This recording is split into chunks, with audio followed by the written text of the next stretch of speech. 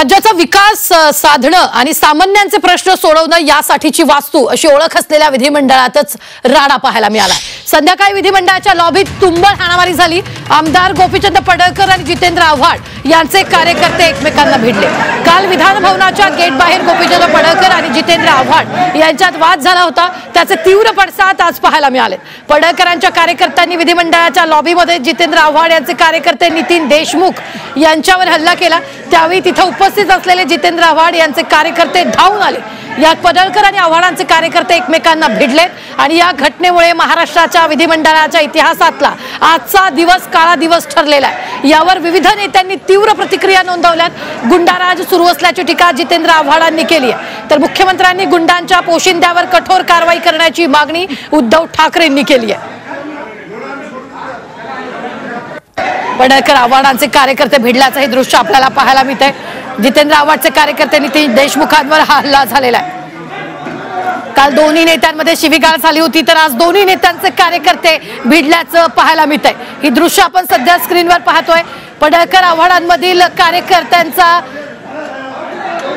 हा राडा विधान भवनाच्या लॉबीत झाल्याचं पाहायला मिळतंय। पडळकर आव्हाडांमधील वाद विकोपाला पोहोचलेला आहे। सकाळी आव्हाडांना एक मेसेज आलेला होता, तो मेसेज त्यांनी अध्यक्षांना दाखवून त्याविरोधात तक्रार देखील केलेली होती।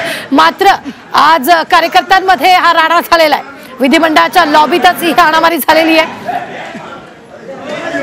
पडळकरांचे कार्यकर्ते आणि आव्हाडांचे कार्यकर्ते या दोघांमध्ये फ्रीस्टाईल हाणामारी लॉबीत झाल्याचं आपल्याला पाहायला मिळतंय। विधिमंडळाच्या लॉबीत ही हाणामारी झालेली आहे। काल दोन्ही नेत्यांमध्ये शिवीगाळ झालेली होती, मात्र आज दोन्ही नेत्यांच्या कार्यकर्त्यांमध्ये ही फ्रीस्टाईल हाणामारी झाली आहे।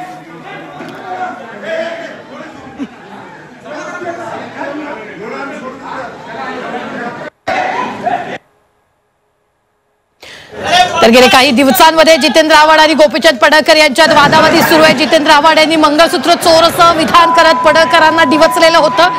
त्यानंतर गोपीचंद पडळकर यांनी संतप्त प्रतिक्रिया दिली, त्यांनी संताप व्यक्त केलाय। त्यानंतर त्याच कारणावरून विधिमंडळाच्या लॉबीत आज हाणामारी झालेली आहे।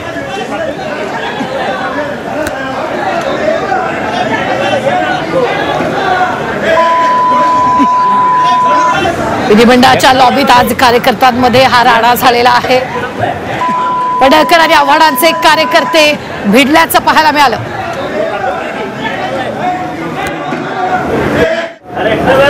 हल्ला कोणी केला?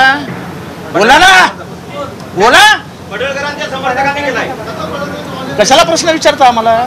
तुमच्यात बोलण्याची हिंमत नाही तर प्रश्न कशाला विचारता आम्हाला? सांगा कोणी केला? जोरात बोला। बस झालं, अख्ख्या महाराष्ट्राला समजलं कोणी हल्ला केला। आम्हाला याच्यापेक्षा जास्त काय पुरावा द्यायचे नाहीत। जर तुम्ही विधानसभेमध्ये गुंडांना प्रवेश देणार असाल आणि ते हल्ले करणार असतील तर आमचेच जीव सुरक्षित नाही आहेत। मी स्वतः ट्विट टाकलंय, मला आई बहिणीवरनं शिव्या दिल्या आहेत, तुला मारून टाकू, कुत्रा, डुक्कर, अजून काय काय लिहिलंय, काय चालू आहे काय विधानसभेत? मी भाषण करून बाहेर आलो आणि थोडासा मोकळी हवा खेळायला बाहेर गेलो होतो। हा मालाच मारण्यासाठी आले होते हे सगळे।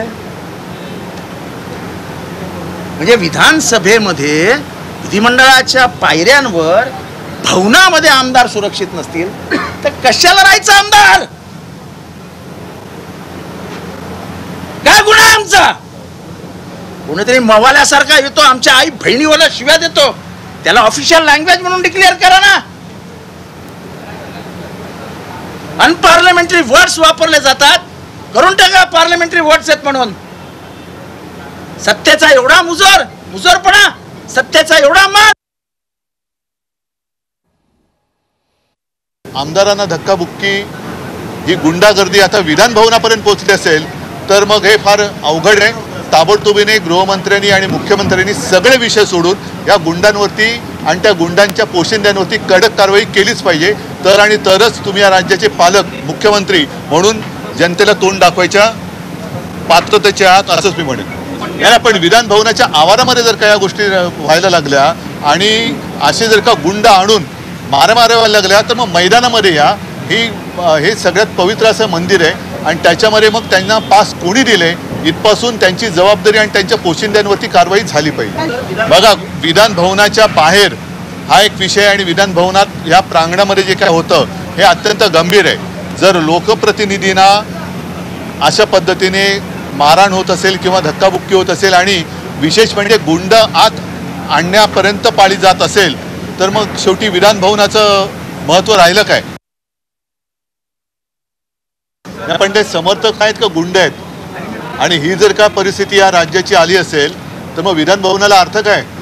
ज्यांनी त्यांना पास दिले त्यांच्यावरती कारवाई झाली पाहिजे, मग तो कोणी असेल ज्यांनी त्यांना पास दिले त्यांचं नाव आलं पाहिजे समोर, कारण हा अधिकार शेवटी अध्यक्षांचा असतो। अध्यक्षांची पण दिशाभूल केली गेली का हा पण विषय आहे। मात्र अशी मारामारी आणि आमदारांना धक्काबुक्की ही गुंडागर्दी आता विधान भवनापर्यंत पोहोचली असेल तर मग हे फार अवघड आहे। ताबडतोबीने गृहमंत्र्यांनी आणि मुख्यमंत्र्यांनी सगळे विषय सोडून या गुंडांवरती आणि त्या गुंडांच्या पोशिंद्यांवरती कडक कारवाई केलीच पाहिजे, तरच तुम्ही या राज्याचे पालक मुख्यमंत्री म्हणून जनतेला तोंड दाखवायच्या पात्रतेचे आहात असंच मी म्हणेन। काही लोक बाहेरून येऊन जे आमदार नाही कुणी नाही कार्यकर्ते समजा त्या कार्यकर्त्यांनी आपल्या सेशनमध्ये आपल्या विधिमंडळामध्ये असणाऱ्या एका आमदारावर म्हणजे नितीन देशमुख जे आपले आमदार आहेत त्यांच्यावर त्या ठिकाणी हातापाई झाली, त्यांना तिथं मारलं। अध्यक्ष महोदय, कुणी का पलीकडचे लोक असो कुठलाही आमदार असो आमदाराला प्रोटेक्शन करणं ही आपली जबाबदारी अध्यक्ष महोदय। त्यामुळे याच्यामध्ये आपण लक्ष घाला, नितीन देशमुखांना कुणी मारलं कुणी हातापाई तिथं केले अध्यक्ष महोदय याचा त्या ठिकाणी आजच्या आज त्याच्यावर आपण लक्ष देऊन त्या व्यक्तीवर कारवाई करना अध्यक्ष महोदय महत्वाचा है। इस माध्यम से उनकी एक दूसरे के ऊपर मारापीटी हो गई, भविष्य में और भी कुछ हो सकता है, तो इनके ऊपर कड़क से कानूनी कार्य ऐसी होनी चाहिए कि भविष्य में यहाँ पे ऐसी चीजें किसी ने करनी नहीं चाहिए। साहेब, आज विधान भवनाच्या लॉबीमध्ये गोपीचंद पडळकर यांचे कार्यकर्ते आणि जितेंद्र आव्हाड यांचे बघा, जितेंद्र आव्हाड असू द्या किंवा गोपीचंद पडळकर असू द्या, ह्या सदस्यामध्ये किंवा ह्या सदनामध्ये आलेले सर्व जे असतात ते ह्या लोकशाहीचे भक्त असतात, लोकशाहीचे पुजारी असतात। आम्ही आमच्या शालेय जीवनापासून ह्या लोकशाहीच्या मंदिराला आमचं जीवन समर्पित आम्ही करत आलेलो आहे आणि अशा परिस्थितीमध्ये पडळकरांचे काही कार्यकर्ते किंवा स्वतः पडळकर किंवा जितेंद्र आव्हाडांचे कार्यकर्ते किंवा जितेंद्र आव्हाड स्वतः जर अशी मारामारी करत असेल तर निश्चितपणे लोकशाहीची ती क्रूर हत्या आहे। आपण भाषणामध्ये लोकांना उपदेश देत असताना आपल्याकडनंच किंवा आपल्या कार्यकर्त्याकडनं जर अशा प्रकारचं कृत्य घडत असेल तर निश्चितपणे निषेधार्ह ही गोष्ट आहे। मी या घटनेचा निषेध व्यक्त करतो आणि माननीय अध्यक्ष आणि माननीय सभापती महोदयांना मी विनंती करतो की भविष्यामध्ये अशा प्रकारचे कृत्य कुणाकडनंही घडू नये यासाठी ही कठोर कारवाई यांच्यावर केली पाहिजे। नाहीतर आज हातापायी झालेली आहे, भविष्यामध्ये अजूनही काही मोठे प्रसंग या विधिमंडळ परिसरामध्ये घडू शकतात। सरनाईक साहेब, असा एक प्रश्न होता की 3 आठवड्याचं अधिवेशन आहे, उद्या अधिवेशनाचं सूप असतंय, सामान्य माणसाला यातून काय मिळालं? अधिवेशनाचं फलित नेमकं काय? नाही, अधिवेशनाचं फलित माननीय मुख्यमंत्री आणि माननीय उपमुख्यमंत्र्यांनी आपल्या भाषणाच्या माध्यमातून सभागृहामध्येच भूमिका ह्या महायुती सरकारची स्पष्ट केलेली आहे। उद्या अखेरच्या दिवशी सुद्धा स्पष्ट करतील, त्यावेळी ह्या अधिवेशनाच्या माध्यमातून सर्वसामान्य महाराष्ट्रातील जनतेला भरपूर काही देण्याचा प्रयत्न महायुती सरकारने केलेला आहे। सभागृहामध्ये असताना ही माहिती आम्हाला या ठिकाणी सभासदांनी आतमध्ये दिली आणि मला तरी असं वाटतं की जवळपास 25 वर्षापासून आम्ही या सभागृहामध्ये आहोत आणि पहिल्या वेळेस अशा पद्धतीचं चित्र बघायला मिळत आहे। जे कोणीही केलं असेल ते चित्र फार चुकीचं आहे आणि लोकशाहीकरता घातक आहे आणि मला तरी असं वाटतं की अशा करणाऱ्यांवर कठोर कारवाई अध्यक्षांनी करण्याचं आश्वासन सभागृहामध्ये दिलेलं आहे आणि त्यांच्यावर कठोर कारवाई करावी अशी माझी स्वतःची सुद्धा मानसिकता आहे। आमदारांबरोबर जे कार्यकर्ते येतात पास दिले जातात त्या संदर्भातला अहवाल पोलिसांनी खरं तर अध्यक्षांकडे दिला होता, सुरक्षेसंदर्भात कसं पाहता या ठिकाणी? या अध्यक्षांनी त्या बाबतीत सुद्धा आज माहिती मागितलेली आहे की पासेस कशा दिल्या गेल्या, का कारणास्तव दिल्या गेल्या, बैठकीच्या आलेल्या लोकांना दिल्या गेल्या किंवा शिष्टमंडळवाल्यांना दिल्या गेल्या, कशा दिल्या गेल्या, काय कारणास्तव दिल्या गेल्या याची सुद्धा त्यांनी माहिती मागवलेली आहे आणि उद्यापर्यंत अहवाल देण्याचं त्यांनी या ठिकाणी आदेश केलेले आहे।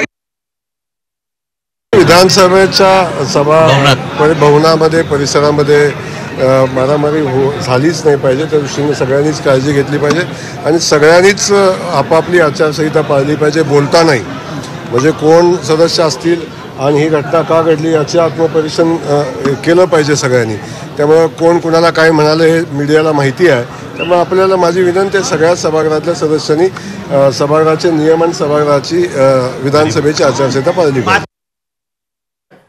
तर आपण पाहतोय यावेळी या हाणामारीची खरं तर कारवाई झाली पाहिजे. पडळकर आव्हाडांमधील वादाचे पडसाद आज उमटलेले आहेत आणि त्यानंतर नेत्यांकडून या हाणामारीचा निषेध देखील व्यक्त केला जातोय. पडळकर आव्हाडांचे कार्यकर्ते लॉबीत भिडलेले आहेत आणि त्यानंतर मोठ्या प्रमाणात कार्यकर्त्यांमध्ये ही हाणामारी झाल्याचंही आपल्याला पाहायला मिळते. नेत्यांनी यावर प्रतिक्रिया दिलेली आहे. या सगळ्यावर कारवाई झाली पाहिजे आणि त्याच बरोबर या हाणामारीचा निषेधही नोंदवण्यात आलेला आहे. तर पडळकरांना मी मारणार, नितीन देशमुखांनी म्हटलं. त्यांची मस्ती दाखवणार, पडळकरांच्या कार्यकर्त्यावर कारवाई करा. जयंत पाटील आव्हाड फडणवीसांमध्ये बैठक झालेली आहे आत्ताच्या क्षणाची. ही सगळ्यात मोठी बातमी आपण पाहतोय. पडळकरांच्या कार्यकर्त्यावर कारवाई करा. जयंत पाटील आव्हाड फडणवीसांमध्ये या संदर्भात बैठक झाली आणि पडळकरांना मी मारणारच असं नितीन देशमुखांनी म्हटलंय. त्यांची मस्ती दाखवणार असं देखील त्यांनी म्हटलेलं आहे. पडळकरांच्या कार्यकर्त्यावर कारवाई करा. जयंत पाटील आव्हाड फडणवीसांमध्ये या संदर्भात बैठक देखील पार पडलेली आहे. ही मोठी बातमी आपण आत्ताच्या क्षणाची पाहतोय. विधान भवनाच्या लॉबीत दोन्ही नेत्यांच्या कार्यकर्त्यांमध्ये हा राडा झाला आणि त्यानंतर त्यांची मस्ती मी दाखवणारच असं यावेळी देशमुखांनी म्हटलेलं आहे आणि जयंत पाटील आव्हाड फडणवीसांमध्ये या संदर्भातली बैठक देखील पार पडलेली आहे. या संदर्भात ताजा अपडेट देत आहेत आपले प्रतिनिधी गोविंद. गोविंद, यावेळी जयंत पाटील आव्हाड आणि फडणवीसांमध्ये बैठक झाली आहे. नक्कीच जयंत पाटील आव्हाड आणि फडणवीसांसोबतची जी बैठक झालेली आहे ती आत्ताच बैठक नुकतीच संपलेली आहे आणि आव्हाड जे आहेत ते बैठकीतून बाहेर आल्यानंतर नुकतेच बावनकुळे जे आहेत ते इथून पास होत होते आणि त्यावेळेला बावनकुळेंनाही थांबवून आव्हाडांनी हा सर्व घडलेला प्रकार सांगितलेला आहे. सविस्तर या सगळ्या घटनेची त्यांना माहिती दिली आहे आणि बावनकुळेंनीही ही गोष्ट गांभीर्याने घेत आहोत अशा पद्धतीचा रिप्लाय जो आहे तो या ठिकाणी त्यांनी आव्हाडांना दिलेला आहे. जवळपास 6 ते 7 मिनिटं पायऱ्यांवर या ठिकाणी आव्हाड आणि बावनकुळे यांच्यामध्ये चर्चा झालेली आहे. आता यानंतर सगळे चित्र जे आहे ते काय असणार आहे पाहावं लागणार आहे. कारण का विधानसभा अध्यक्षांनीही या सगळ्या घटनेची गंभीर दखल घेऊन सीसीटीव्ही फुटेज घेऊन संबंधितांवर गुन्हे दाखल करा. त्याचबरोबर आज जे व्हिजिटर्सना पासेस देण्यात आले, कार्यकर्त्यांना जे पासेस देण्यात आले ते कुणाच्या शिफारसीने देण्यात आले, त्याची तपासणी करण्यात आली होती का, अशा अनेक गोष्टीबाबत प्रश्नचिन्ह उपस्थित केलेले आहेत. आणि सगळ्यात महत्त्वाचं म्हणजे पोलिसांचा जो अहवाल आहे, पोलिसांनी या ठिकाणी व्हिजिटर्सच्या पासेस संदर्भातला जो अहवाल आहे तोही विधानसभा अध्यक्षांना दिला होता. या सगळ्या घटनेची चौकशी करून उद्यापर्यंत विधानसभेला या ठिकाणी खास करून सभागृहाला अहवाल सादर करावा लागणार आहे. त्यामुळं आता पुढची जी यंत्रणा आहे ती कशा पद्धतीने काम करते हे पाहावं लागणार आहे. त्याचबरोबर आता ज्यांच्यामध्ये हाणामारी झाले, एक तर राष्ट्रवादीचे जे नितीन देशमुख आहेत, जितेंद्र आव्हाड यांचे कार्यकर्ते, ते सुद्धा या ठिकाणी या सगळ्या मुख्यमंत्र्यांसोबतच्या बैठकीला होते. त्यांनी हा सगळा प्रकार सांगितलेला आहे. व्हिज्युअल्स मध्ये ही सगळ्या घटना दिसत आहेत. त्यामुळे आता नेमका कुणावर गुन्हा दाखल होतोय हे सुद्धा पाहावं लागणार आहे. कारण का एकीकडे गोपीचंद पडळकरांचे कार्यकर्ते आहेत तर दुसरीकडे जितेंद्र आव्हाडांचे कार्यकर्ते आहेत. निश्चित गोविंद, अगदी जर आपण बघितलं तर सत्तेत असणारा आमदार आव्हाड साहेबांबद्दल खालच्या लेवलला जाऊन बोला, शिवीगाळ सुद्धा तिथं केली. आव्हाड साहेबांचे काही कार्यकर्ते होते, आव्हाड साहेबांनी त्यांना शांत केलं. आणि आजच्या दिवशी काय झालं तर बदला घेण्यासाठी, आव्हाड साहेबांना मारण्यासाठी, हातापाई करण्यासाठी त्या आमदाराने इथं 4-5 गुंड नाही तर त्याचे कार्यकर्ते इथं आणले. तर त्यांच्याकडे पास होता का हे बघावं लागणार आहे.